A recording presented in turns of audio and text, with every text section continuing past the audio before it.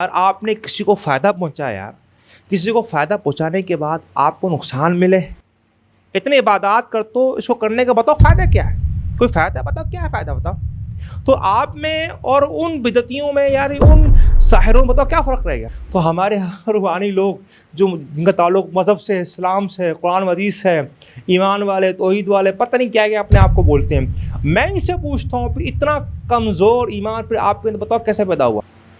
جتنا یقین ان کو اللہ پر نہیں، اللہ کی آیاتوں پر نہیں، وظائف پر نہیں، اذکار پر نہیں ہے، جتنا یقین وہ جن کے اوپر ان کو ہے آج کل۔ میں آپ کو سناتا ہوں، آپ حدیث سے انصاف کریں کہ ہمارے یہاں لوگوں میں اس حدیث میں کیا فرق ہے۔ اللہ کے نبی صلی اللہ علیہ وسلم کا فرمان ہے، مشہور حدیث ہے، سب جانتے ہیں، سب پڑھتے رہتے ہیں کہ کوئی مسلمان اپنے کسی بھائی کی مدد کرتا ہے، صحیح نا، اور جب تک اس کا کام نہیں ہوتا تو اللہ تعالیٰ اس کی مدد کرے گا۔ یہ الفاظ ہے، صحیح الفاظ ہیں، صحیح بیٹھ گئے۔ اب آپ مجھے یہ بتائیے، انصاف ذرا کریں کہ وہ معالج مسلمان ہے، علاج کر رہا مسلمان، اب وہ روحانی عامل عالم اس کا علاج کر رہا ہے، اس کے ساتھ کون ہے؟ اللہ۔ اور جب تک اس کا کام نہیں ہوگا اللہ اس کی مدد کو چھوڑے گا نہیں، کیونکہ اس کے ساتھ کون ہے؟ اللہ۔ وہ کس کی خدمت کر رہا ہے؟ وہ اللہ کی مخلوق کی خدمت کر رہا ہے۔ تو مجھے بتاؤ یار، آپ نے کسی کو فائدہ پہنچایا، یار کسی کو فائدہ پہنچانے کے بعد آپ کو نقصان ملے، یہ کیسے ہو سکتا ہے یار؟ کوئی عقل کی بات ہے، کوئی سینس کی بات ہے؟ عجیب بات یار، کہاں بخام ڈر خوف پلایا وہ لوگوں میں یار۔ اتنے اذکار کرتے ہیں، اتنے وظیفے پڑھتے ہیں، تو مجھے بتاؤ پھر ان کا پڑھنے کا فائدہ کیا ہے یار؟ اتنے عبادات کر تو اس کو کرنے کا بتاؤ فائدہ کیا ہے؟ کوئی فائدہ بتاؤ، کیا ہے فائدہ بتاؤ؟ تو آپ میں اور ان بدعتیوں میں یار ان ساحروں میں بتاؤ کیا فرق رہے گا؟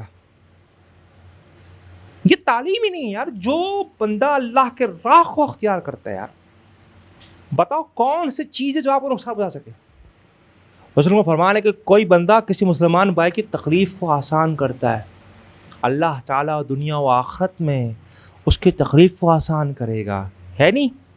آپ نے اس کی تکلیف کو ختم کیا ہے، تو مجھے بتاؤ اس کی تکلیف ختم کرنے کے بعد آپ کو تکلیف ملے، یہ کیسے ہو سکتا ہے؟ تو عقل والی بات ہے نا۔ دنیا کے اندر آپ نے دستور دیکھے ہوں گے، ہم کوئی بات کہتے ہیں کہ بھائی دیکھو آپ نے کسی کو فائدہ پہنچایا، ہم کہتے ہیں بھائی اللہ آپ کو ضرور فائدہ پہنچایا، اچھا آدمی بھی، کیوں بھائی؟ لوگوں کی مدد کرتا ہے۔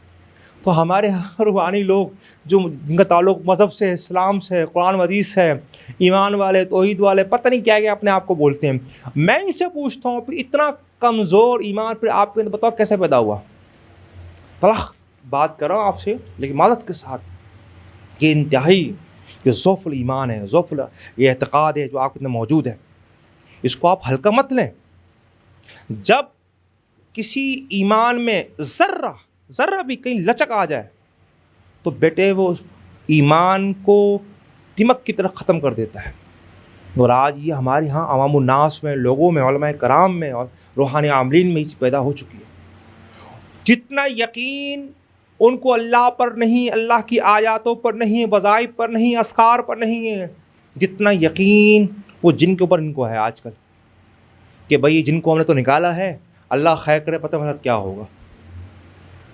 یار تو بتا، جن بڑا اللہ بڑا ہے؟ اللہ بڑا نا، تو جن سے کم، وہ اللہ سے کم جن سے زیادہ ڈر رہا ہے۔ اب تو بتا اس کو کون سمجھائے جاہل آدمی کو؟ اب بتاؤ، یہ چیز آج بہت عام